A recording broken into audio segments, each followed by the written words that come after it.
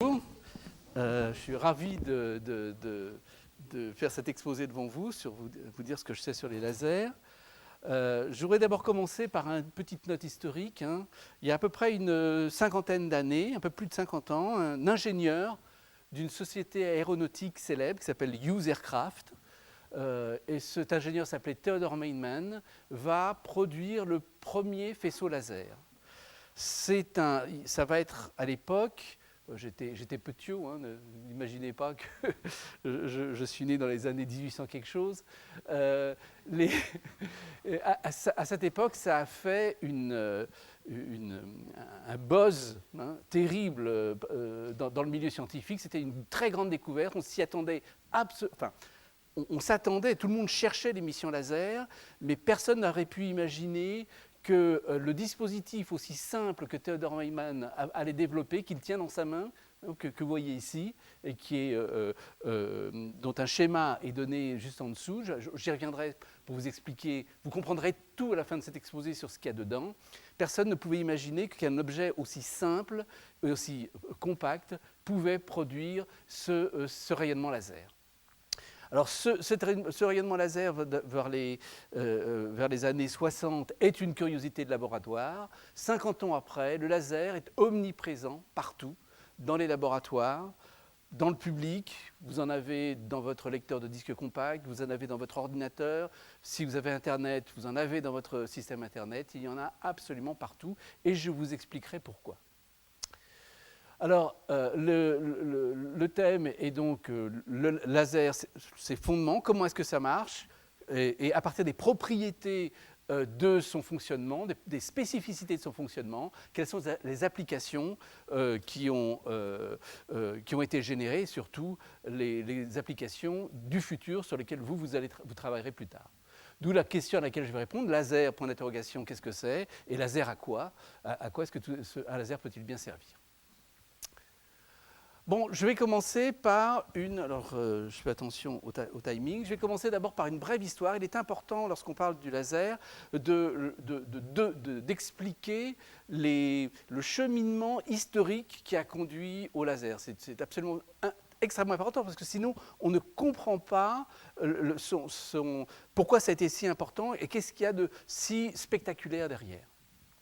Alors d'abord, un laser, ça émet de la lumière. Donc la première question qu'on peut se poser, c'est qu'est-ce que c'est que la lumière?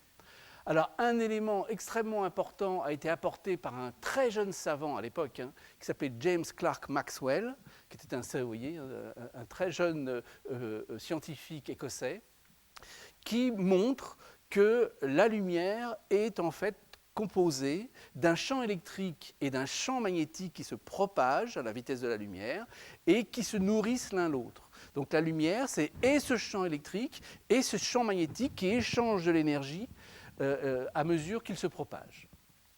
Et d'ailleurs, il prévoit, à partir de rien, alors que personne ne s'y attendait, c'est ça les génies, on en verra quelques-uns tout à l'heure, alors que personne ne s'y attendait, il prévoit l'existence des ondes radio, alors que personne n'était prêt à imaginer que des ondes radio pouvaient exister. Alors, une relation importante issue des équations de Maxwell, c'est la relation qui relie la fréquence de la lumière à sa longueur d'onde. Sa longueur d'onde, c'est la longueur d'une arche de sinusoïde, que vous voyez ici pour le champ magnétique, ici pour le champ électrique. La longueur d'onde, lambda, c'est cette distance-là. Eh bien, la relation que Maxwell démontre entre la fréquence de la lumière et la longueur d'onde lambda de la lumière est donnée par F égale C sur lambda, où F est la fréquence en Hertz, en seconde moins 1, lambda est la longueur d'onde, donc la longueur de l'onde en mètres, et C est la vitesse de la lumière, que vous connaissez j'imagine, 300 000 km/s, c'est vraiment une constante à connaître par cœur, c'est-à-dire 3 × 10⁸ mètres par seconde. Alors pourquoi est-ce que l'aspect ondulatoire de la lumière était passé inaperçu? L'aspect ondulatoire de la lumière était passé inaperçu parce que est-ce que vous connaissez la longueur d'onde de la lumière visible? Vous avez une idée? Oui? Pardon? C'est à peu près 0,5 microns, c'est 500 nanomètres, 400... ouais. Et donc, si vous dites que lambda ici, c'est de l'ordre de 10-6, vous voyez qu'en Hertz, vous avez des fréquences qui sont de l'ordre de 10 puissance 14 Hertz. 10 puissance 14 Hertz. Alors évidemment, ces nombres gigantesques ne peuvent pas être observés. Donc la nature ondulatoire de la lumière était passée inaperçue à cause de sa très grande valeur. Deuxième équation, rassurez-vous, il n'y en aura pas d'autres, mais elles sont vraiment très puissantes. C'est la relation qui relie la puissance lumineuse au champ électrique qu'il y a dans l'onde électromagnétique. Elle est donnée par cette valeur. La puissance en watts par mètre carré est donnée par le champ électrique au carré en volts par mètre, divisé par l'impédance du vide qui vaut 377 ohms. Pour comprendre ce que c'est que l'impédance du vide, il vous faudra des années et des années et des années et des années si vous faites des études scientifiques d'études. Alors par exemple, si vous bronzez à Saint-Tropez, salut. Si vous bronzez à Saint-Tropez, est-ce que vous connaissez le 15 août, est-ce que vous connaissez la valeur de la puissance en watts par mètre carré qui vous arrive dessus? C'est 1000 watts par mètre carré, 1500 watts par mètre carré. C'est typiquement la valeur de la puissance lumineuse captée par 1 mètre carré au niveau de la Terre, envoyée par le Soleil.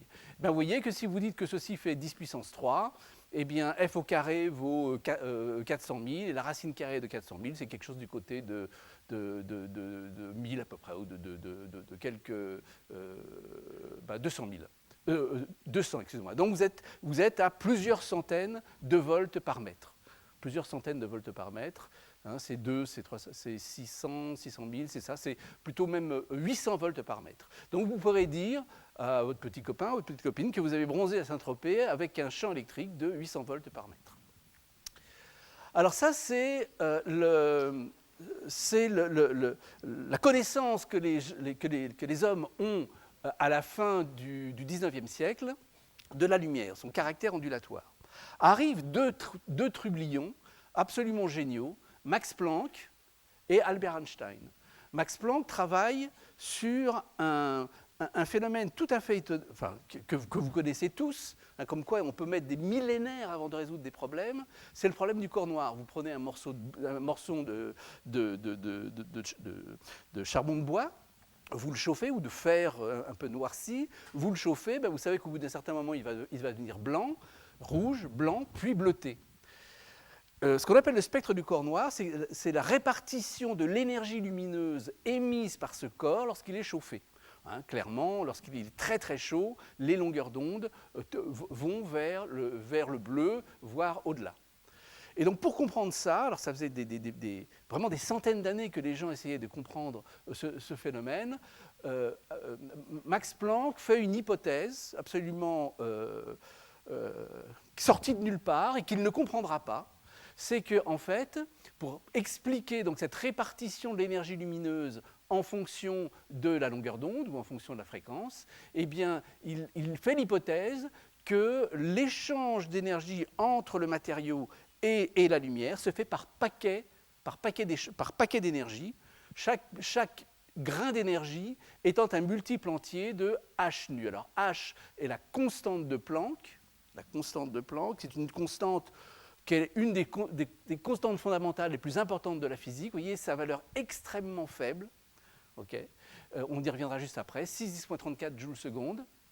Et nu est la fréquence. Je n'ai jamais su pourquoi nu désigner le mot fréquence, ça doit être de son origine allemande, je ne sais quoi, mais en tout cas, nu est la fréquence en Hertz.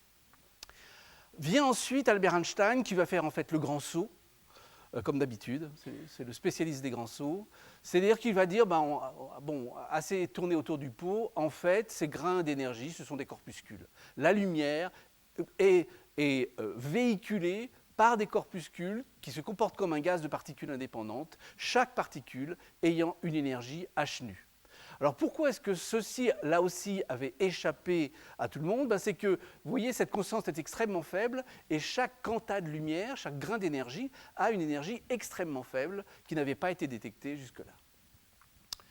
Alors, il faut donc bien comprendre que Maxwell n'avait pas tort. Il avait bien montré que la lumière était une onde électromagnétique, mais Einstein avait raison aussi. Donc il fallait admettre que la lumière avait un caractère et ondulatoire et corpusculaire. Et pour comprendre ce paradoxe, il vous faudra des années d'études. Mais on a maintenant les outils pour comprendre ce paradoxe. Alors ce que j'ai montré ici, c'est la relation qui relie la longueur d'onde à l'énergie des corpuscules. Vous, par exemple, moi, vous êtes à température ambiante, enfin, je l'espère, donc vous émettez à peu près, vous émettez des photons qui font à peu près une dizaine de microns. C'est donc une dizaine de microns, mais ça veut dire que vous émettez des corpuscules, des photons, qui ont chacun une énergie donnée par cette formule de 100 millélectronvolts.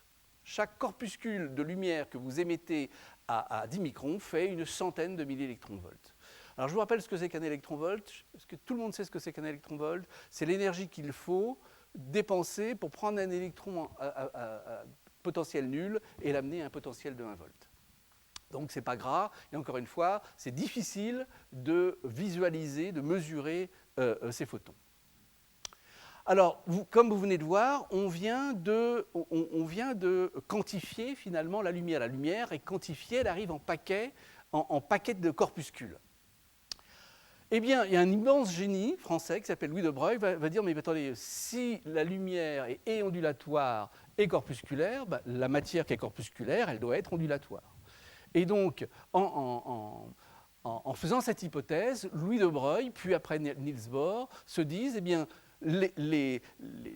dans un puits de potentiel, typiquement un électron dans un atome qui est piégé par un puits de potentiel, eh bien c'est une onde, et l'onde va résonner dans ce potentiel, et seules des énergies précises vont être accessibles aux électrons. Et donc les énergies vont être quantifiées. Il faut bien voir la différence avec le monde classique. Dans un monde classique, vous imaginez que vous avez un bol, vous prenez une bille, vous êtes libre de mettre cette bille n'importe où dans le bol. Et puis après, elle va tomber et osciller. Là, c'est différent. Vous avez affaire à des ondes. C'est donc quantifié exactement comme le son d'un tuyau d'orgue est quantifié. Et donc, seules des énergies très particulières vont être accessibles aux électrons dans ce puits de potentiel. Comment va se faire le couplage? Donc ça, c'est donc les conséquences inverses. Le fait que les corpuscules ont une nature ondulatoire fait que leurs énergies ne peuvent prendre que des valeurs bien précises, exactement encore une fois, comme un tuyau d'orgue ne peut délivrer que des sons très précis. Alors, comment se fait l'absorption de la lumière? L'absorption de la lumière, et ça c'est démontré par Niels Bohr, ne peut se faire qu'entre deux énergies entre deux niveaux d'énergie bien spécifiques. Et donc, les niveaux d'énergie qui vont être les longueurs d'onde ou les fréquences qui vont être absorbées par l'atome, va prendre des valeurs extrêmement précises. Et cette formule, qui est vraiment la formule, alors je pense qu'on la voit en terminale, je crois maintenant, qui est que le système ne va pouvoir absorber des photons ou interagir avec des photons d'énergie h nu que si la différence d'énergie entre E2 et E1 est égale à h nu, c'est la conservation de l'énergie. Alors, qu'est-ce qui peut se passer? Quel type d'interaction il peut y avoir? Le premier type d'interaction, je regarde si je ne prends pas trop de retard, le premier type d'interaction, c'est que l'électron qui est sur le niveau fondamental, le plus basse énergie, va absorber un photon, va détruire le photon et être excité sur le niveau numéro 2. Ceci s'appelle l'absorption. C'est pour ça que les matériaux sont opaques, c'est parce qu'ils absorbent. Autre phénomène, alors l'énergie, c'est de l'absorption, l'énergie lumineuse est diminuée d'un h nu à chaque fois qu'il y a une transition de ce type-là. Maintenant, qu'est-ce qui peut se passer? Il peut se passer aussi que si l'électron est sur son niveau excité, il peut se désexciter sur le niveau numéro 1 en émettant de la lumière, et l'énergie lumineuse va être augmentée de h nu. Vous voyez, c'est vraiment d'une simplicité biblique. Alors, ceci est le principe de tout l'éclairage. L'éclairage que vous voyez ici, ce rétroprojecteur qui est en haut, fonctionne sur ce principe de la lumière qui est émise en excitant les électrons sur le niveau excité et en utilisant la lumière émise par la désexcitation de l'électron. Donc, ce phénomène s'appelle l'émission spontanée.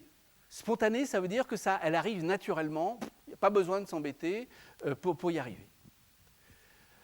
En 1917, encore lui, quand je vous ai dit qu'il y a une révolution, Einstein n'est pas loin, Albert Einstein, alors que personne ne lui demande rien, fait le raisonnement suivant.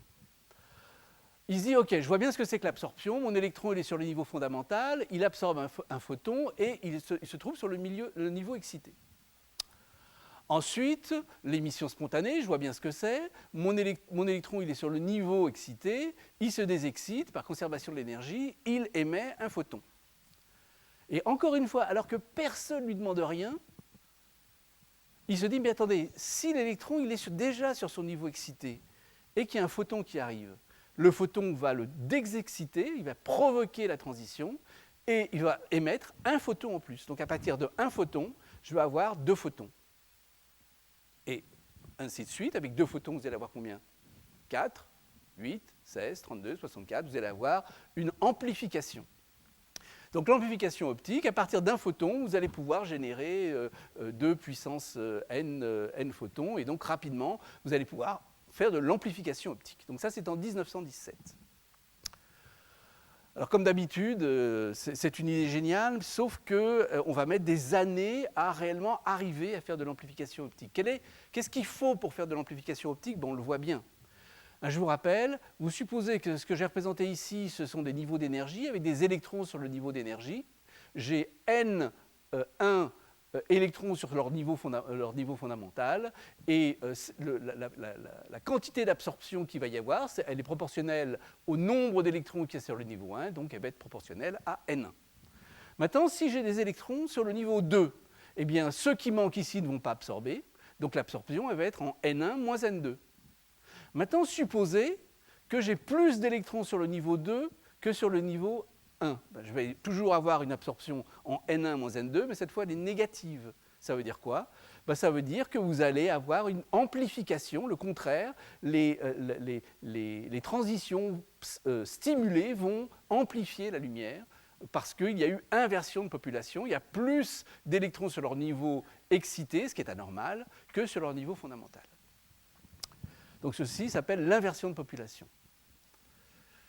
Alors, ça, c'est l'idée générale. Le problème, c'est qu'il fallait y arriver. Et il va falloir des dizaines d'années, des décades, avant que quelqu'un trouve la bonne recette pour avoir une inversion. Vous connaissez la recette du coq au vin? Il faut du coq, il faut du vin. Là, c'est plus compliqué. Quelle est la recette pour pouvoir amplifier? Alors, la recette pour pouvoir amplifier est trouvée par un grand monsieur, là aussi un savant français qui s'appelle Alfred Kastler, et qui est fondé sur... Alors, ce n'était pas trivial à trouver, hein, c'est normal que les gens aient pris tellement d'années pour y arriver. Donc, il faut un laser... Alors, c'est coq au vin, mais sauf que là, il faut un laser, il faut un système à 4 niveaux. Un niveau fondamental, qui est rempli d'électrons normalement. Vous, par un processus de pompage optique ou électrique, vous prenez ces électrons et vous l'envoyez sur un état excité, sur lequel il reste très peu de temps. Il dégueule instantanément sur le niveau numéro 2. C'est ça la recette. Sinon, ça ne marche pas. Là-dessus, il reste longtemps. Donc là, il faut une courte durée de vie. Ici, il faut une longue durée de vie. Et suffisamment longtemps pour qu'ils rencontrent un photon qui va stimuler l'émission et leur provoquer une transition laser. Une fois qu'ils sont sur le niveau 1, ils ne doivent surtout pas rester. Qu'est-ce qui se passe s'ils restent sur le niveau numéro 1?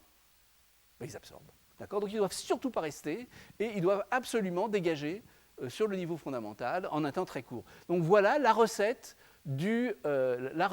pour avoir un schéma de pompage. Hein. En physique, les termes sont très importants. Vous voyez, c'est vraiment du pompage. Okay. Et avec ce système, il a été capable d'obtenir l'inversion de population et l'amplification optique. Bon, alors, lorsque Kastler a travaillé, il utilisait, si je me souviens bien, des gaz d'alcalin. En fait, depuis lors, on a trouvé énormément d'autres systèmes que l'on pouvait inverser. Les ions, par exemple, les ions métalliques dans des matrices transparentes, par exemple Al2 dopé avec du chrome, hein, c'est le rubis. Le rubis, mesdames, est un excellent milieu laser. Le néodyme, l'herbium, l'ytterbium dans la silice ou dans des céramiques.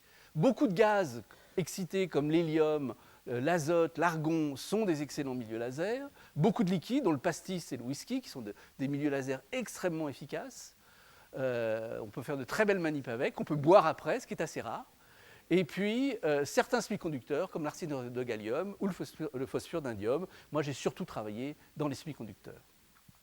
Donc lorsque les gens se sont aperçus qu'il y avait tellement de matériaux qui pouvaient amplifier, initialement on pensait que seuls quelques matériaux très rares pouvaient amplifier. En fait, petit à petit, une fois que Kastler a traversé le miroir, et bien les gens ont trouvé plein de milieux qui pouvaient amplifier. Et la course au laser est démarrée, c'est-à-dire les gens vont se dire on va être capable de faire un laser. Alors, un mot tout de suite, qu'est-ce que c'est que le mot laser? Laser, c'est light amplifier, donc amplificateur de lumière, by stimulated emission of radiation, c'est-à-dire par émission stimulée. Vous comprenez maintenant tous les mots.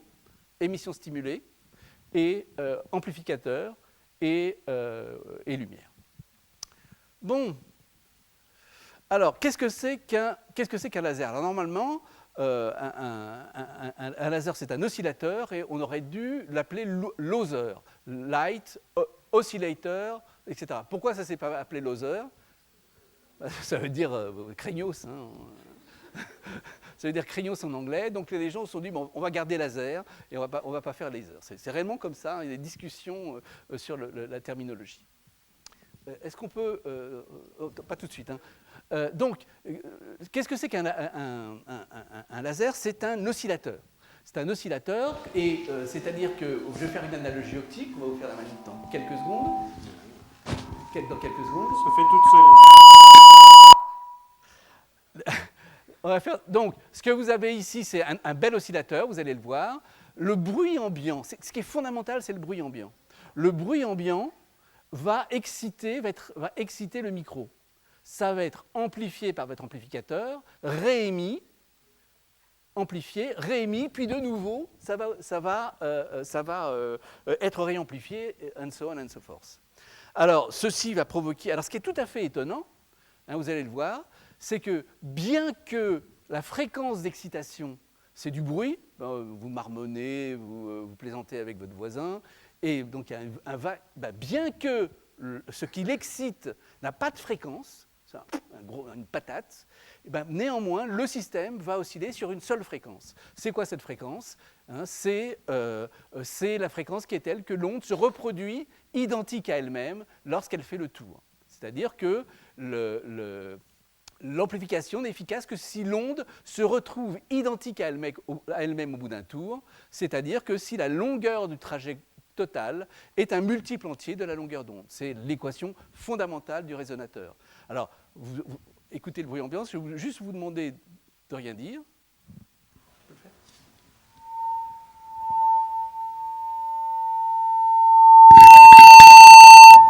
Donc vous voyez que c'est à partir du bruit, pourtant très faible ambiant, que le système se met à osciller, amplifier. Et qu'est-ce que vous avez remarqué? C'est que le signal a une pureté. Hein, le son est extrêmement pur. Or pourtant, l'onde de vos murmures, des mouches qui volent, sont des fréquences extrêmement réparties. Une seule longueur d'onde, une seule fréquence a été choisie. Bon. Alors, le laser, fonctionne sur le même principe. Vous avez le milieu atomique avec une inversion de population. Ça va amplifier l'onde électromagnétique qui va circuler, exactement comme dans l'effet Larsen que vous avez entendu. Le système va osciller, mais sur la lumière. Et il va osciller entre deux miroirs. Ces miroirs jouent le rôle du recirculateur, du feedback, qui va renvoyer la lumière. Et là, c'est pareil, le laser va osciller sur une seule fréquence, une seule longueur d'onde, qui est donnée par l'aller-retour de deux ailes, où elle est la longueur de la cavité, est un multiple entier de la longueur d'onde. Voilà, donc les fréquences d'oscillation ne peuvent prendre que des valeurs discrètes, le mode d'oscillation. Alors, comment ça marche un laser? Un laser, ça marche de la façon suivante. Vous prenez un amplificateur optique, vous avez deux miroirs, vous envoyez de l'énergie à l'intérieur, cette énergie sert à pomper les électrons pour faire une inversion de population. Maintenant, ce qu'on va regarder, c'est l'intensité de l'onde dans le laser. Alors, à l'entrée, vous voyez, son intensité est extrêmement faible, c'est le bruit ambiant. Au bout d'un premier passage, l'onde va être amplifiée, vous voyez qu'elle est amplifiée ici, elle arrive au miroir.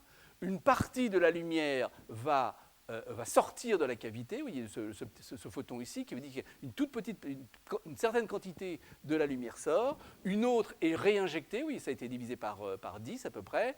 Ensuite, elle est réamplifiée et elle est réinjectée. Et là, j'ai perdu. C'est-à-dire que lors de l'aller-retour de la lumière, l'intensité de la lumière est inférieure à celle que j'avais rentrée. Donc j'ai perdu, clairement j'ai perdu. On est sous le seuil. Maintenant, imaginez que je mets beaucoup plus d'énergie, que je suis en forte inversion. Eh bien, si je regarde le même schéma, j'appelle ces schémas les schémas papillons, l'amplification va être beaucoup plus grande. Et lorsque je vais regarder ce qui se passe lors de l'aller-retour, eh bien, je vais avoir une énergie, l'onde va être reproduite identique à elle-même. Quelle est l'équation fondamentale qui décrit ceci? C'est une équation extrêmement simple, c'est que le gain est égal aux pertes. Tous les oscillateurs, votre montre, qui est un oscillateur, les transistors qu'il y a dans vos transistors, enfin dans vos postes à transistors, tout ça fonctionne sur ce principe-là, le gain est égal aux pertes. Alors les pertes sont dues au miroir, évidemment. Alors quelques lasers, alors qu'est-ce qu'on a trouvé? Alors comme je vous l'ai dit, il y a beaucoup de matériaux qui sont éligibles pour faire des lasers. Je vous ai parlé de l'hélium et du néon, hein, ces deux gaz, qui sont très utilisés dans notamment les lecteurs de code barre, ou qui étaient très utilisés dans les lecteurs de code barre, avec une longueur d'onde dans le rouge à 633 nanomètres. Le laser CO2, qui est le laser qui est utilisé, qui a en tout cas été extrêmement utilisé pour faire de la découpe, qui est toujours très utilisé pour faire de la découpe de cuir, pour faire de la soudure, pour faire du nettoyage. Donc c'est un laser à gaz carbonique qui émet à 10 microns 6. Hein. Il émet à la même longueur d'onde que vous. Vous émettez du 10 microns 6. Le laser à base de fibres de silice, hein, dopé par erbium, qui émet dans la gamme de longueur d'onde 1,55 microns, qui est si importante pour les télécoms, et le cheval de trait de l'industrie à l'heure actuelle, qui est le YAG, qui est une céramique dopée au néodyme, qui émet à 1 micron 0,6.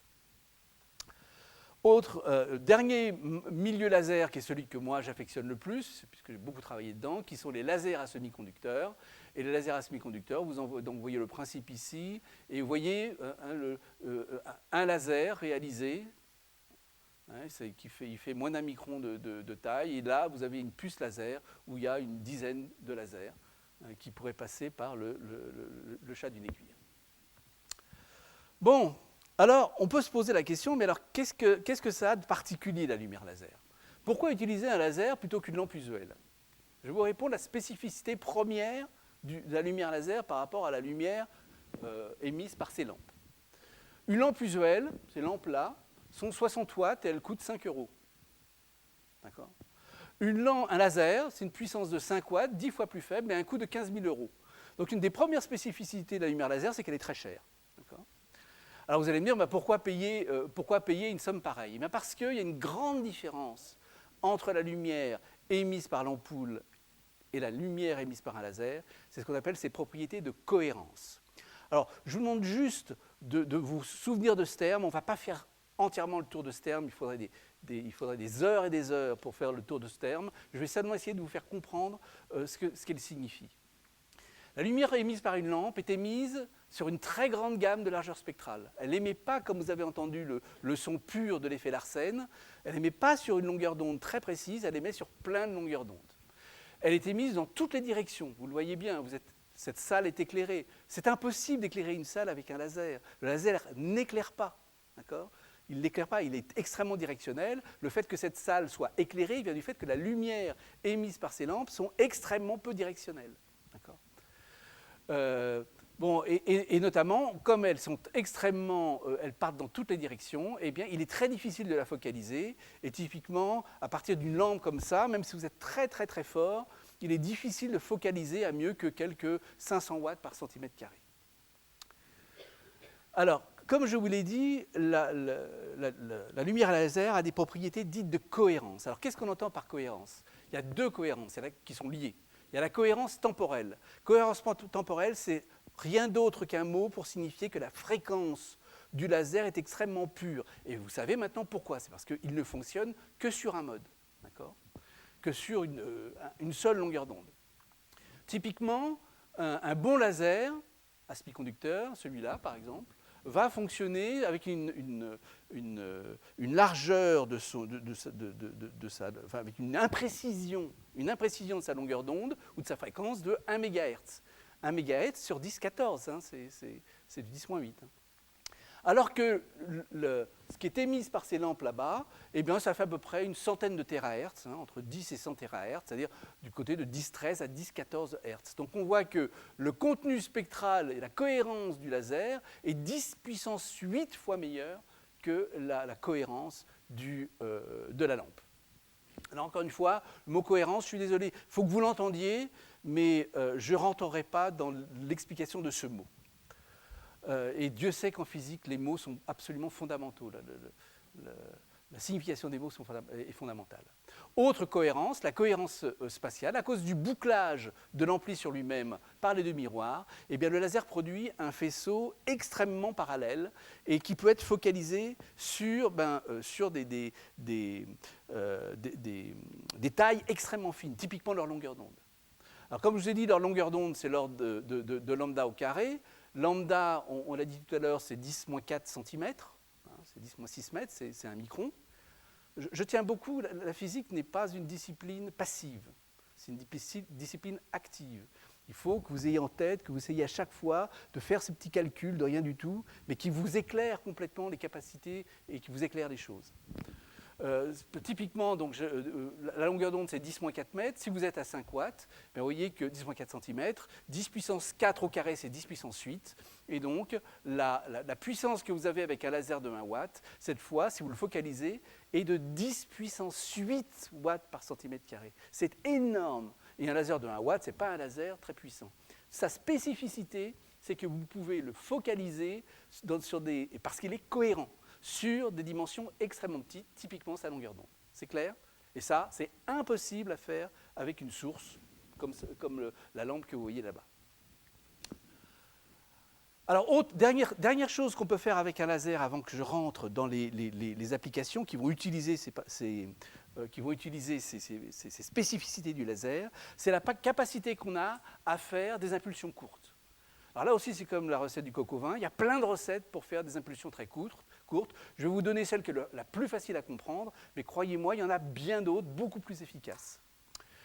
Vous imaginez que vous avez un laser, et que ce laser, vous, qui fait à peu près une dizaine de centimètres, je verrai après, je ne sais plus quel chiffre j'ai pris, il est rempli d'un matériau ou d'un gaz que vous inversez par un apport d'énergie. Et vous avez pris soin de ne pas fermer le deuxième miroir. Ce miroir-là est fermé, celui-là n'est pas fermé. Donc comme le miroir ici n'est pas fermé, l'oscillation ne peut pas se construire, et donc les électrons, a priori, restent sur leur niveau numéro 2, puisqu'il n'y a pas de photons dans la cavité, ils sont tous sortis. Donc ils ne peuvent pas être stimulés, puisqu'il n'y a pas de photons dans la cavité qui peuvent les stimuler, puisqu'ils sont sortis. Maintenant, vous fermez votre cavité. Tout d'un coup, quelques photons vont se créer, vont se mettre à circuler, et une impulsion va se construire en combien de temps? En à peu près, au pif, hein, au temps que met la lumière pour faire l'aller-retour. Et le temps que met la lumière pour faire l'aller-retour, si c'est 1 cm, pour faire 1 cm à la vitesse de 300 000 km/s, de 3,10 cm par seconde, c'est donc de 3,10-11, c'est-à-dire d'une trentaine de picosecondes. Donc, picosecondes, 10-12, hein, il y a autant de picosecondes que le déficit français en centimes. D'accord? C'est pour vous donner le côté abyssal des choses. Donc, pour résumer, quelles sont les propriétés du laser? On a vu sa cohérence temporelle, qui en fait n'est rien d'autre que sa grande finesse spectrale. Donc c'est vraiment quelque chose qui est impossible avec n'importe quelle autre source. Donc on va pouvoir mesurer des temps, des distances et des vitesses avec des très grandes précisions. La cohérence spatiale, une haute directivité, on va pouvoir injecter la lumière dans des fibres et obtenir Internet, stocker de l'information, utiliser leur forte puissance pour faire des machines-outils. Et ce comportement non linéaire qui donne lieu à des impulsions très courtes, comme je vous l'ai montré, eh bien, va me permettre de faire ces impulsions très courtes, de mesurer avec une très grande précision des distances, obtenir des ultra hautes puissances, comme je vous le montrerai, et avoir des débits d'information très importants. Donc on va illustrer ça dans la petite demi-heure qui me reste, hein, 5 minutes à peu près, une demi-heure. Ça va, je ne vous ai pas largué? Encore une fois... Oui, absolument. S'il y a tout d'un coup quelque chose, je vous ai largué, n'ayez pas peur, vous me posez la question et je prendrai le temps. Un point important, j'insiste là-dessus, la physique n'est pas une discipline passive, c'est une discipline active. Vous avez tous les outils nécessaires pour calculer de tête quelle va être la puissance, on va le faire tout à l'heure, délivrée par 1 cm3 de matière. On le fera ensemble. Je vous ferai un quiz là-dessus. Bon alors, cohérence temporelle, comme je vous l'ai dit, maintenant on va voir les applications qui utilisent ces propriétés spécifiques. Donc très grande pureté spectrale, cohérence, alors application, la détection de gaz par exemple, pour savoir si cette pièce est polluée ou pas. Alors ce que j'ai représenté ici, ce sont les raies d'absorption typiques qu'on peut trouver dans une pièce qui est un petit peu polluée. Donc vous voyez, lorsque les molécules résonnent, vous vous rappelez que je vous avais dit que les molécules résonnaient lorsque la longueur d'onde, la fréquence de la lumière était égale à la différence d'énergie entre deux niveaux. Donc ce que vous voyez ici, c'est l'absorption due aux atomes et aux molécules de cette pièce. Et on veut détecter par exemple du HCl, qui est très mauvais pour la santé, parce qu'il y a une usine d'aluminium qui en crache pas loin. Alors il faut être capable de voir dans cette forêt de pics une fréquence extrêmement précise, à moins de 1 MHz près, et le détecter, la seule possibilité, c'est d'utiliser un laser, parce qu'en balayant ce laser, hein, on voit ici clairement comment vous balayez la fréquence du laser. En balayant la fréquence du laser, par exemple en variant la taille de la cavité, eh bien, vous êtes capable de balayer la ligne d'absorption du HCl et de détecter le HCl, qui est un polluant très embêtant, dans cette pièce. Donc les précisions nécessaires sont de quelques mégahertz. Alors ces lasers sont au cœur des études, par exemple chez les motoristes, pour étudier la pollution ou la production de polluants dans les flammes. Et on est capable, par exemple, de trouver la distribution de NO, de CO ou d'hydrogène produits par la combustion. Et donc le laser est extrêmement utilisé, par exemple, sur les bandes motoristes, que ce soit pour des moteurs de voiture que pour des moteurs d'avion. Autre application qui utilise cette très grande pureté spectrale, ça va être la mesure de vitesse. La mesure de vitesse, vous connaissez tous l'effet Doppler, hein, vous savez, si vous avez une voiture qui arrive vers vous et qu'elle émet un son, lorsqu'elle arrive vers vous, elle a un son aigu. Et le son est plus grave lorsqu'elle vous a passé et qu'elle s'éloigne. Vous connaissez, vous avez, j'imagine, fait le calcul. Eh bien, on utilise le même phénomène pour mesurer la vitesse des voitures avec des lasers, par exemple. Des voitures ou autre chose. Hein. Vous envoyez une onde, cette onde lumineuse est réfléchie par le véhicule qui bouge, et comme l'onde est émise par quelque chose qui s'éloigne de vous, eh bien, le son est plus grave. Et qu'est-ce qui correspond à le son est plus grave en optique? La fréquence est plus faible. Et qui dit fréquence plus faible dit qu'il y a une migration vers le rouge. Donc l'onde migre vers le rouge. C'est ce que j'ai représenté ici.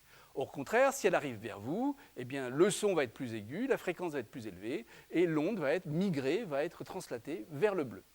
Et donc, à partir de la fréquence que vous avez envoyée, eh bien, vous avez une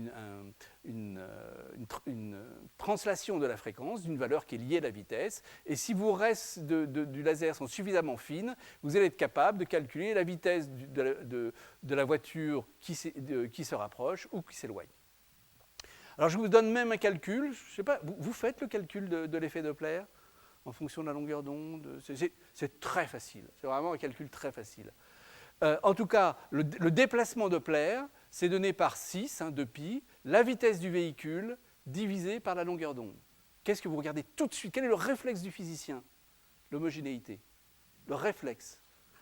Ça, c'est des centimètres par seconde, et ça sont des centimètres. Ça fait bien une seconde moins 1, et ça fait bien des hertz.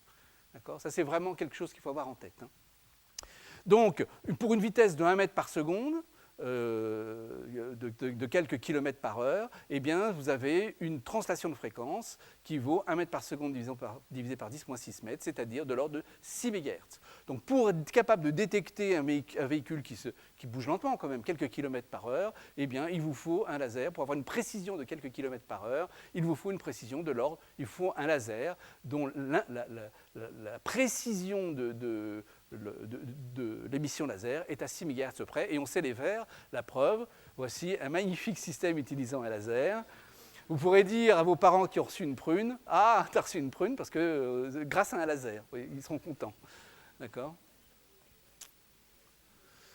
Bon, ça, je vais passer ça. Non, je vais passer ça, je n'ai pas le temps. Une autre utilisation du laser, c'est de voir des choses qui sont normalement invisibles. Par exemple, je vais vous montrer ce que donne un avion qui passe dans des jets de fumée. Évidemment, ça ne passe pas tout le temps dans les jets de fumée, mais les jets de fumée, on les a créés exprès pour voir ce qui se passe. Donc, ah mince. Donc, vous voyez les jets de fumée ici. On va faire passer un modèle d'avion dedans. Et vous voyez apparaître, oh mince, je recommence. Vous voyez apparaître ces tourbillons. Alors ces tourbillons, ils sont consubstantiels au fait que l'avion vole. L'avion, ça repose sur ces tourbillons. C'est ce qui le fait voler.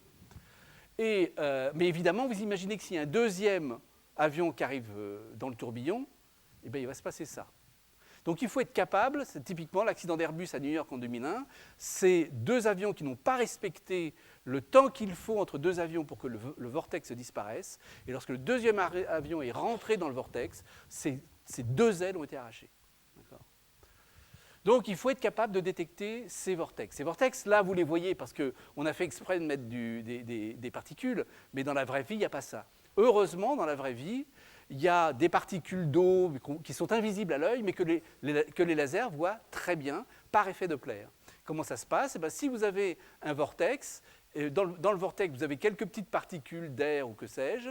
Ces particules d'air vont tourner et en utilisant, là, vous voyez qu'ici, elles vont vers vous et là, elles s'éloignent. Et en utilisant l'effet Doppler, vous allez être capable d'une part, détecter le vortex, donc voir l'invisible, voir le danger invisible qu'il y a devant vous, mais encore plus que ça, mesurer la vitesse et la force du vortex et évidemment l'éviter. Alors, je vous remontre. Voilà, ça c'est une campagne qui a été faite sur l'aéroport de Roissy. Vous voyez ici ce magnifique tourbillon, avec ici la partie qui va vers vous, et ici la partie qui s'éloigne vers vous. Et donc c'est une visualisation du vortex. Vous voyez le vortex évoluer et petit à petit disparaître, parce qu'il se recombine, le vortex disparaît, et c'est seulement à ce moment-là qu'on peut faire passer un autre avion. Donc il est très probable que les avions du futur embarqueront des lasers pour détecter ces vortex, pour augmenter la sécurité. Voilà, je voulais vous donner quelques exemples, pas aussi négatifs que entre guillemets radar, puisque ce n'est pas du tout un radar, c'est bien un lidar, pour mettre des prunes à vos parents. Alors, là, j'ai illustré la cohérence temporelle, le fait que la fréquence des oscillations était extrêmement pure. Maintenant, je vais illustrer la cohérence spatiale. Comme je vous l'ai dit, la cohérence spatiale veut dire qu'on est capable de focaliser la lumière sur des surfaces extrêmement faibles. Alors, des premières applications, alors il se trouve que j'étais impliqué pas directement, mais les gens qui travaillaient là-dessus étaient à côté de mon labo, sur la mise au point par Thomson à l'époque, et maintenant Thales, du lecteur de disque compact CD. L'idée était vraiment brillantissime. L'idée était, sur un disque, de graver des petites encoches, qui étaient gravées par embossage, ce qu'on appelle de l'embossage. Et vous voyez que la densité est extrêmement importante, puisque la taille typique d'un embossage est de l'ordre de 0,8 microns. Alors, avant la découverte de laser, il n'était pas question de détecter à grande distance une petite imperfection de 0,8 microns. Mais avec les lasers, on a été capable de lire ces imperfections très rapidement et donc d'être capable de lire des densités d'informations stockées sous forme de petites gravures. Et c'est comme ça que fonctionne le CD. Alors, évidemment, plus la longueur d'onde de la lumière est petite, plus la densité d'information est importante. Et lorsqu'on est passé au DVD, et notamment lorsqu'on est passé au Blu-ray, eh bien, on est passé d'un laser qui avait une longueur d'onde de l'ordre de 0,8 microns à un laser qui a une longueur d'onde de l'ordre de 0,4 microns, qui est le laser bleu, d'où le terme de Blu-ray, ça vient de là. Alors, typiquement, ce qu'on peut montrer, c'est encore une fois, hein, vous pouvez faire le calcul vous-même. Vous avez une lumière à 785 nanomètres, c'est l'arsénium de gallium, et vous faites le calcul, hein, ça fait donc, la tâche fait 785 nanomètres au carré, votre capacité de stockage, c'est 0,15 gigabits par centimètre carré. Maintenant, si vous utilisez un laser bleu, 405 nanomètres, ben évidemment, comme ici c'est 2 fois plus grand, ici vous allez être 4 fois, la densité d'information va être 4 fois plus supérieure, et vous, par exemple, vous pouvez stocker l'Encyclopædia Universalis sur 0,15 mètres carrés. Donc tout ça vient c'est l'utilisation du laser pour le stockage et la lecture d'informations vient de sa très grande cohérence spatiale qui permet de lire ou de focaliser la lumière sur des surfaces extrêmement faibles. Autre application révolutionnaire, c'est l'Internet. Si vous matez un film en streaming chez vous, film qui a été envoyé en Australie en temps réel, c'est que quelque part, il y a un laser qui travaille, pensez à lui de temps en temps, qui travaille comme un malade et qui va transformer le signal électrique du film, hein, de l'information qu'il y a dans le film, et qui va l'envoyer dans un tuyau qui s'appelle une fibre optique sur des milliers de kilomètres. Alors évidemment, la fibre optique, c'est pas grave, il faut faire rentrer la lumière dans 4 microns. Et avant le laser, cela aurait été absolument impossible. Et en plus, le fait que la lumière, le laser ait une dynamique aussi rapide, je vous rappelle, il monte les temps de réponse vont jusqu'à quelques picosecondes. Eh bien, ça permet d'avoir des bandes passantes absolument gigantesques. Bon, donc typiquement à l'heure actuelle, on fait passer l'Encyclopædia Universalis. L'Encyclopædia Universalis, c'est 1000 gigabits, 1 terabit, donc en 1/10 de seconde sur 3000 km. Alors, il faut rendre à César ce qui est à César, il faut rendre justice à la personne qui a été vraiment à l'origine de tout cela. C'est quelqu'un qui a eu le prix Nobel il y a 2 ans, qui s'appelle Charles Cao, dont on peut vraiment dire que c'est l'homme qui a travaillé sur les fibres optiques, qui a vraiment permis aux fibres optiques d'avoir ces très grandes transparences et de transmettre la lumière sur des très grandes distances. Et on peut vraiment dire, en anglo-saxon, les gens disent « a man who shaped the world », il a réellement reconfigurer le monde. C'est-à-dire que, vous voyez ici, par exemple, tous les grandes lignes de fibre optique ont été installées par des bateaux entre les continents. Et lorsque vous lisez un streaming qui vient d'Australie, dites-vous bien qu'il y a quelque part un laser qui travaille ici et qui envoie sa lumière le long de cette autoroute de l'information que sont les fibres optiques sous-marines. Bon, l'alignement, je passe. Ok, il me reste 10 minutes, ça va? Ok. Maintenant, donc on a illustré les propriétés de très grande cohérence temporelle, le fait que la fréquence est très pure, de très grande cohérence spatiale, le fait qu'il y ait 2 miroirs et que ces 2 miroirs produisent 2 faisceaux extrêmement parallèles et qui permet des faisceaux très parallèles et qui permet de les focaliser. Maintenant, on va s'intéresser à qu'est-ce qu'on peut faire avec les très courtes impulsions. Alors, on a vu, première application, les télécoms. C'est grâce à leurs très courtes impulsions qu'on est capable d'avoir des débits d'information absolument gigantesques. Alors, un exemple que j'aime bien, alors ce n'est pas un exemple avec un marché énorme, c'est la mesure de la distance Terre-Lune. Ce n'est pas un marché énorme, sauf si ça vous passionne. C'est une manip assez facile à faire parce qu'il se trouve que lorsque les Américains ont débarqué sur la Lune, ils y ont laissé un miroir. Ils ils en avaient dans la tête. Hein. Et qu'il y a des gens qui utilisent des lasers pour interroger les miroirs plusieurs fois par jour, vous voyez notamment à l'Observatoire de la Côte d'Azur, et ils mesurent le temps d'aller-retour des photons, et comme on peut produire ces impulsions très courtes, la mesure est d'une très grande précision. Alors typiquement, avec un faisceau qui fait 1 mètre au départ de la Terre, votre angle de divergence, si vous faites de l'optique, vous verrez que c'est quelque chose qui se démontre assez facilement. L'angle de divergence, c'est la longueur d'onde de la lumière, qui fait typiquement 10-6 sur la taille du faisceau. Donc l'angle fait 10-6 radians, c'est très parallèle 10-6 radians. Et donc le spot fait 300 mètres sur la Lune.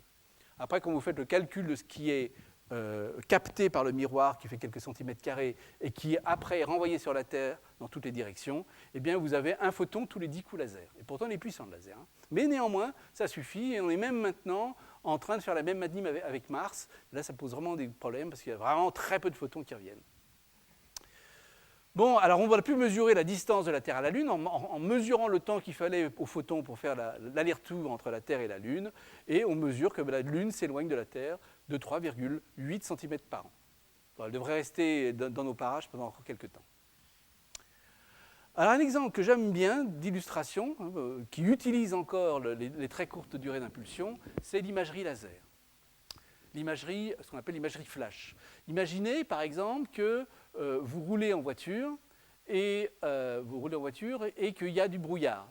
Et il y a un obstacle, comme une voiture par exemple, derrière. J'ai mis une voiture parce qu'on verra un exemple précis. Une voiture derrière que vous ne voyez pas à cause du brouillard. C'est la nuit, vous mettez vos phares et les phares vous aveuglent, vous le savez bien.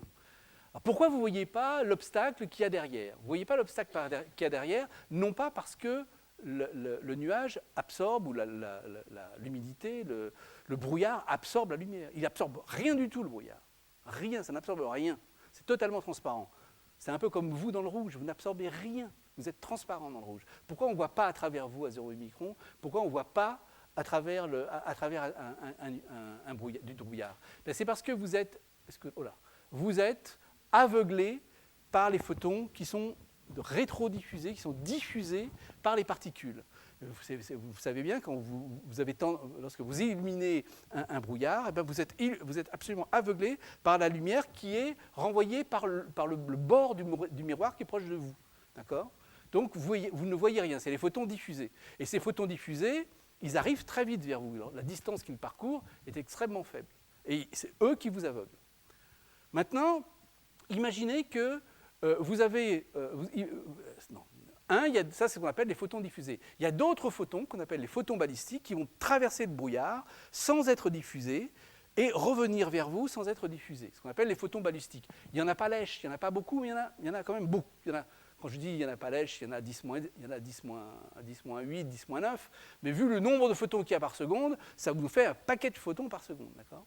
Mais le problème, pourquoi vous ne les voyez pas? Vous ne les voyez pas parce que vous êtes aveuglé par ces photons bleus, ces photons diffusés.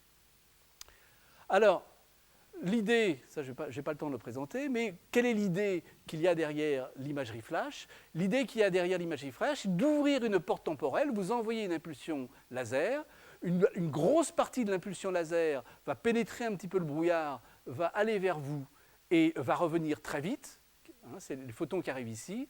Et en revanche, les photons balistiques qui auront traversé le nuage vont aller jusqu'à l'obstacle que vous voulez détecter, revenir et vont mettre beaucoup plus de temps.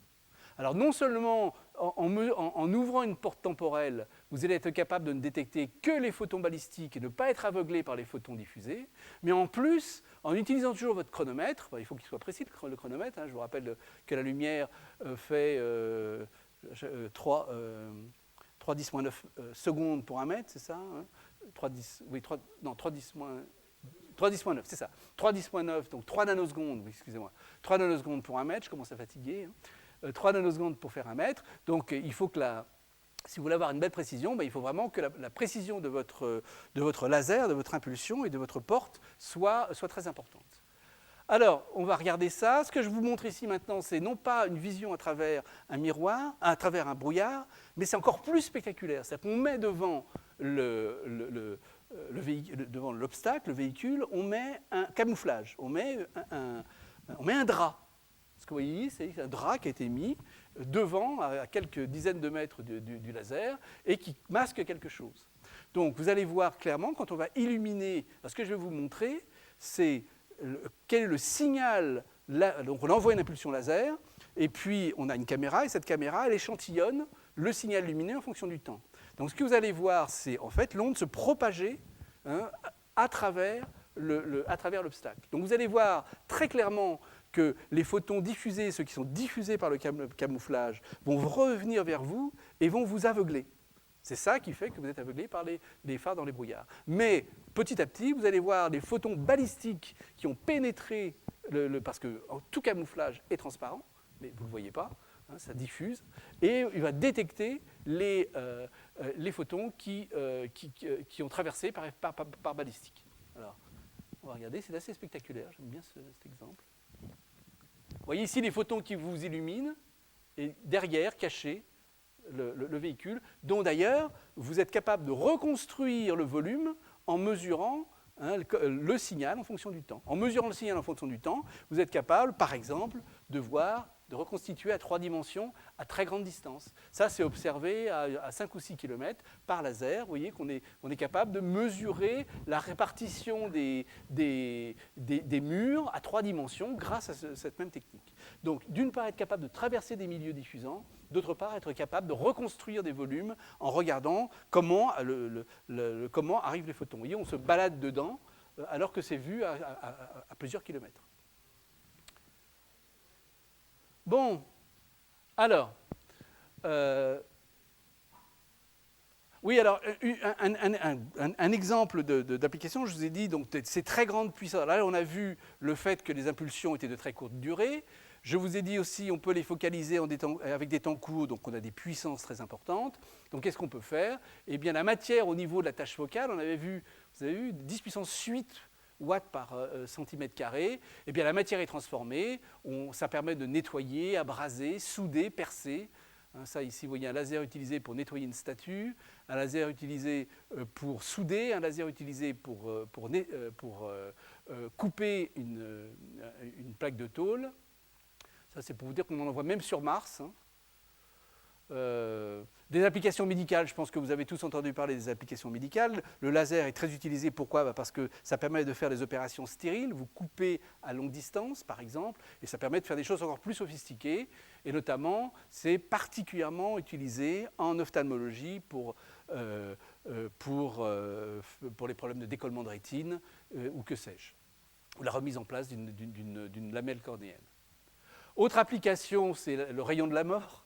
J'aime bien ce terme dramatique, c'est-à-dire des lasers militaires qui sont utilisés pour détruire des missiles à longue distance. Et les Américains travaillent beaucoup dessus parce qu'ils veulent protéger les États-Unis des missiles iraniens. Donc ils essayent de détruire ces missiles en les détruisant en vol. Alors il faut des lasers d'une puissance absolument mégalithique. Parce que vous voyez, il faut tellement de puissance qu'il faut le réacteur entier d'un avion pour fournir l'énergie. Et voilà le laser, par exemple, vous voyez, c'est un homme par rapport au laser.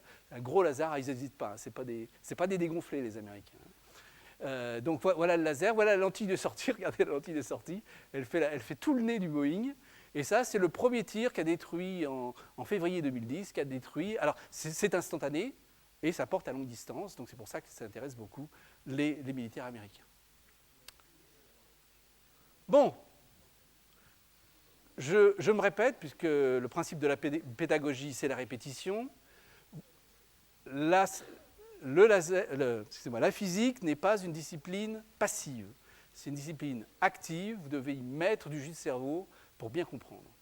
Et vous allez voir que déjà à votre niveau, vous êtes capable de faire une physique très fine, rien qu'avec les techniques de mathématiques, en utilisant les puissances et en raisonnant avec les règles de 3, vous êtes capable de faire 80% de la physique. Les 20% qui restent, vous allez en chier.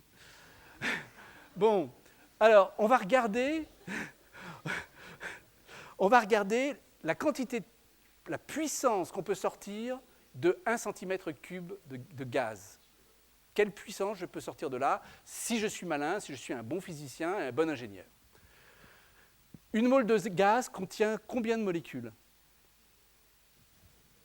Oui, j'ai entendu. Le nombre d'Avogadro. 6, 10, 23 par mole. D'accord? Quel volume occupe une mole de gaz? 20 litres. En physique, 24 c'est 20. 20 litres. 20 litres, donc 20 litres, c'est 2 10 puissance 4 cm3. Combien y a-t-il d'atomes ou de molécules dans un cm3 de gaz? Ou un cm3 de gaz contient combien d'atomes? Eh bien, il en contient 6 10 23 divisé par 2 10 4, c'est-à-dire 3 10 19. C'est très facile. D'accord? Donc, 1 cm3 de gaz contient 3 10 19 atomes ou molécules. Comme je vous ai dit, chaque molécule vous pouvez stocker dans chaque molécule une certaine quantité d'énergie. C'est l'énergie qui est stockée par l'électron lorsqu'il est sur son deuxième niveau. D'accord? Combien d'énergie? Je vous l'ai dit tout à l'heure, c'est de l'ordre d'un électron-volt. Un électron-volt, le travail fait par un électron lorsqu'on doit donner un électron pour le prendre de 0 volt et de l'envoyer à 1 volt. Donc, un électron-volt, vous le savez, c'est donc 10-19 joules. Donc 1 cm3 de gaz va stocker 3 10 19 multiplié par 10-19, c'est 3 joules. On a en gros 3 joules stockés sous forme d'électrons excités dans 1 cm3 de gaz. Ce n'est pas très étonnant. Combien il y a de joules dans un yaourt? Allez, 100 kcal. Un yaourt un peu gras, c'est 100 kcal, sauf si vous prenez des tailles fines. 100 kcal, une calorie c'est 4 joules, c'est donc 400 000 joules. Un yaourt, c'est 400 000 joules. D'accord? Donc, ce n'est pas étonnant que dans 1 cm3 de gaz, on stocke 3 joules. Ce n'est même pas beaucoup. Bon. Maintenant, s'il vous plaît, si vous mangez un yaourt, certes, vous avez 400 000 joules, mais combien de temps vous prenez pour le digérer? Plusieurs heures. D'accord? Donc, en watts, ça ne vous a pas donné grand-chose. En revanche, si ce 3 joules, vous êtes capable de le délivrer en 3 femtosecondes, une femtoseconde c'est 10-15 secondes, ce que l'on sait faire avec des lasers, et bien vous voyez que la puissance fournie par votre yaourt, par votre cm3 de gaz, délivrée dans des temps extrêmement courts, je vous rappelle, c'est la puissance, c'est l'énergie divisée par le temps, et bien c'est de l'ordre de 10 puissance 15 watts. Vous ne ferez pas ça avec un yaourt. Et pour ça, l'énergie qu'il y a dans le yaourt est beaucoup plus grande, mais vous allez mettre des heures pour digérer. Bon. Focaliser sur un micron carré, puisqu'on a vu qu'on était capable de focaliser sur un micron carré. Un micron carré, c'est 10-4 cm, un micron, c'est 10-4, au carré, c'est 10-8 cm carré. Vous voyez que ça fait 15 plus 8, c'est du 10 puissance 23 watts par centimètre carré délivrable par 1 cm3 de gaz. 10-23 watts par centimètre carré. Vous imaginez 10-23 watts par centimètre. C'est gigantesque. Si j'utilise la formule que je vous avais donnée tout à l'heure, qui permet de savoir quel est le champ électrique qui véhicule cette énergie-là, cette puissance-là, c'est 10 puissance 12 volts par centimètre. Est-ce que vous connaissez le champ électrique qui cohère, qui lie l'électron au noyau d'hydrogène? C'est 1 volt sur 10 moins... Allez, c'est de l'ordre de 10 puissance 10, 10 puissance 10 volts par centimètre. D'accord? Donc, non, par mètre, 10 puissance 10 volts par mètre, 10 puissance 10 volts par mètre, 10 puissance 8 volts par centimètre. Donc, vous voyez qu'on est 10 puissance 4, on a des champs électriques qui sont 10 000 fois supérieurs au champ électrique qui lie l'électron à son noyau. Donc, vous imaginez bien qu'en utilisant de tels lasers, eh bien, vous allez faire exploser l'atome, vous allez pouvoir faire des réactions nucléaires, vous allez pouvoir provoquer des réactions chimiques inhabituelles. Donc ces puissances permettent de faire des choses que la nature ne permet qu'au centre, au centre des étoiles les plus chaudes. Alors évidemment, pour arriver à faire ces lasers, c'est pas facile. Voilà typiquement un laser qui va délivrer 1 kJ en moins d'une picoseconde. Vous voyez la taille du monsieur, là, donc c'est un gros truc. Juste pour vous dire qu'il va y avoir ce type de laser construit, enfin on espère, sur le campus à Palaiseau, qui va s'appeler l'ELI, l'Institut de la lumière extrême, et qui va permettre de réaliser ce type de laser. Ça, c'est le laser mégajoule. Alors comme je vous l'ai dit, la puissance est telle qu'elle est capable, par exemple, de fusionner deux atomes. Et on a le secret espoir qu'en utilisant deux atomes, on va être capable de fusionner la matière et de faire une fusion nucléaire pour, par exemple, fournir de l'énergie. Autre chose, on pense utiliser ça pour accélérer des particules. Et de plus en plus, les gens, ça va bientôt devenir commercial, vont être capables de faire des bêtatrons qui sont utilisés pour le traitement du cancer en utilisant des lasers et donc avoir des systèmes beaucoup plus compacts que les accélérateurs de particules actuels. Voilà, donc quelles sont mes conclusions ? Mes conclusions, c'est que, initialement, le laser, c'est un outil extraordinaire issu de la recherche de base. Le terme important, c'est issu de la recherche de base. Pendant des années, les gens se sont dit « Ah, on a une solution », mais on ne sait pas à quel problème le laser est la solution. Donc on avait une solution, on n'avait pas le problème dont il était la solution. Et donc beaucoup de gens ont brocardé le laser pendant des années, et mon titre n'est pas innocent, parce que moi, quand j'avais votre âge, j'entendais tout le temps « laser, laser, laser à rien ». J'ai entendu ça pendant des années.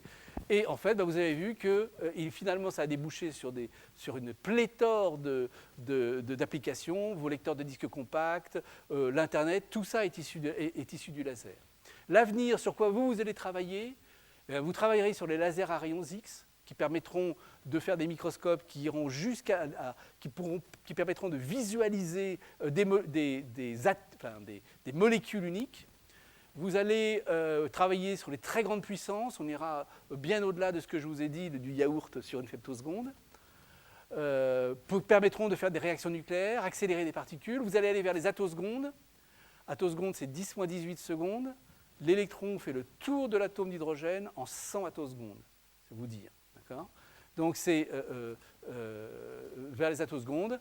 Les cohérences spectrales extrêmes, ça aura des applications très importantes. Aller sous le Hertz. Je vous l'ai dit, à l'heure actuelle, il est assez facile, quoi qu'il faut être fort, faire le mégahertz, mais on veut aller sous le Hertz pour beaucoup d'applications, notamment tout ce qui tourne autour de la physique atomique, et vers l'imagerie sublongueur d'onde. Et donc, c'est à vous de jouer. Moi, j'ai le droit de me reposer. Je serai à la retraite à ce moment-là. Je vous remercie.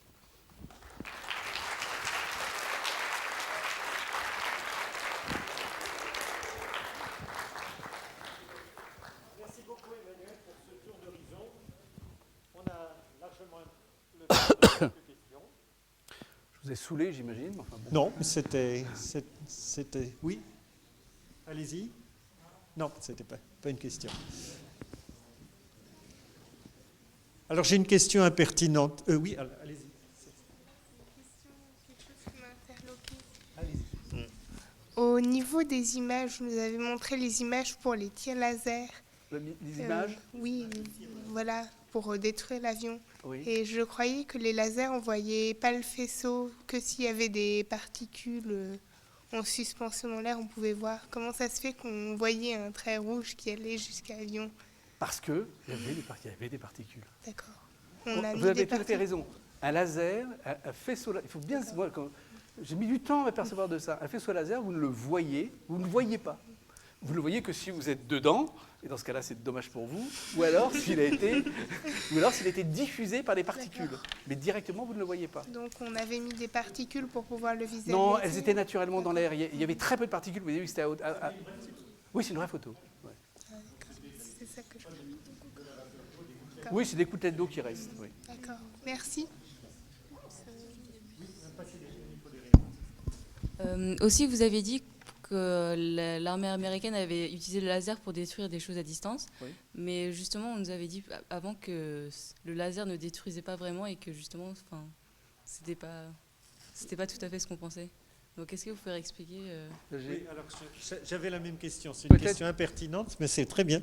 Vous l'avez posée avant moi. Nous avons eu, le mois dernier ou il y a 2 mois, je ne sais plus, un exposé très pédagogique de Sébastien Forger de l'Université Paris-Nord qui a fait une bibliographie très intéressante sur l'arme laser. À la fois historique, on trouve des armes lumineuses bien avant en 1960, et puis c'était des sortes de précurseurs de l'arme laser. Il nous a parlé de sabre laser, ce qui ne veut rien dire. Et il a aussi montré des images du genre de celles que tu nous as présentées là avec le Boeing, enfin l'avion américain avec l'Airborne Laser ABL. américain avec un énorme laser dedans, et puis ça tire sur une cible en nous disant que c'est pas très sérieux. Toi, alors, tu sembles dire que ça a vraiment un usage tactique. Non, je ne dis pas ça. Je dis C'est la question. Vous m'entendez bien votre question. Je dis que jusqu'à... Alors vous voyez, je vais quand même peut-être insister. Regardez, je suis quand même quelqu'un de très prudent. Regardez bien... Oh là là. La date est importante.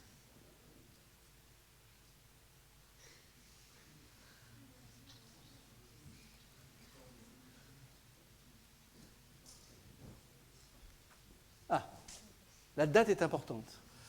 Le premier tir réussi date de l'histoire, date du 11 février 2010. C'est-à-dire que jusqu'à encore un an, rien n'avait réussi. Malgré les sommes absolument colossales que les Américains avaient mis depuis des années, le système n'avait jamais marché. Alors, pour des tas de raisons, pas tellement à cause du laser, c'est surtout à cause de la défocalisation du laser, à cause du fait que le laser chauffe tellement l'air que l'air devient turbulent et diffuse et diffracte le faisceau laser. Mais, sans vouloir, Dieu sait que je ne suis pas lobbyiste là-dedans, il faut admettre que les Américains ont réussi la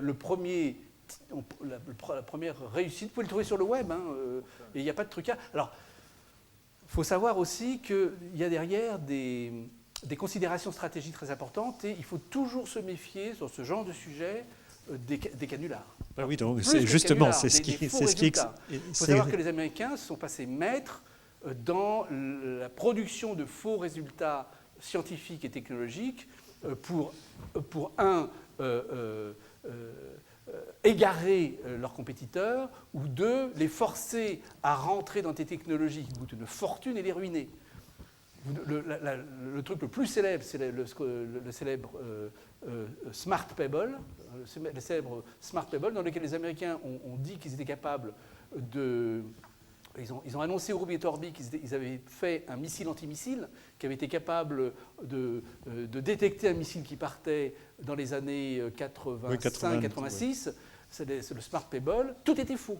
Tout était complètement inventé, et ça a mis à genoux l'Union soviétique, qui s'est lancée elle aussi dans le développement de ce machin-là. Et comme ils étaient déjà très mal au point de vue budgétaire, ils se sont lancés dans ce truc-là. Et des années après, on a su, par les gens qui se sont mis à parler, que le truc avait été inventé complètement. Donc, ceci étant dit, ce résultat, je crois, est assez bien documenté. La communauté est devenue très méfiante. Alors, est-ce que j'y crois? Non.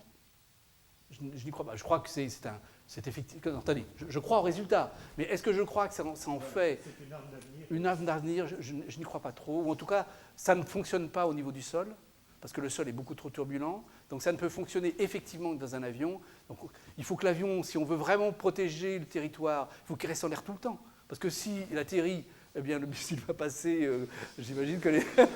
Donc vous voyez, ce qu'on appelle les doctrines d'utilisation sont très hasardeuses. Voilà. Je pense que ça clarifie tout à fait le... Mais l'essai est vrai. L'essai est vrai, oui, d'accord. Oui. Tout à fait. Autre question? Non, mais écoutez, si ce n'est pas le cas, nous vous remercions. Merci. Merci encore, Emmanuel.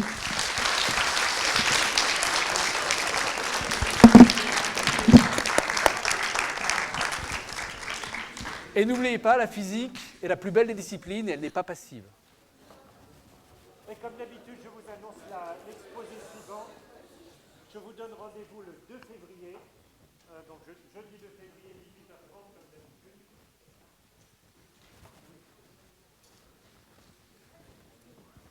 Bon, il n'y a pas de frais, je vais le dire.